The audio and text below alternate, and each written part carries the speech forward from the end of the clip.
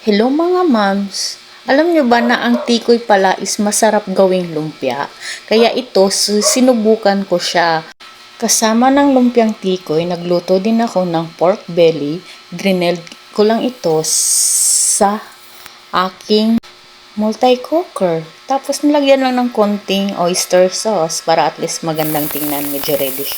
Nagluto din ako ng pansit, kunting pork lang nilagay ko kasi good for 2 lang naman. Tapos yung binili kong gulay is yung bumili na ako ng bali 16 pesos na mixed vegetable.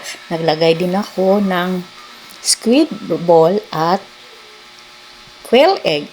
Sa pagluto ko naman ng pansit canton, nilaga ko lang ito sa mainit na tubig para hindi siya maging malata.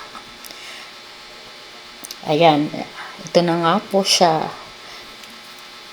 Sa tikoy naman, dalawang klaseng putahe yung niluto ko sa tikoy. Since Chinese New Year nga, kaya nagtikoy din ako.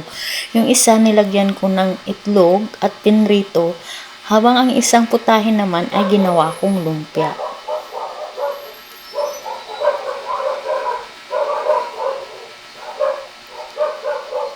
Ayan, simulan na natin yung pagprito. In fairness, mga moms, ang sarap talaga ng lumpiang tikoy, di kayo magsisisi.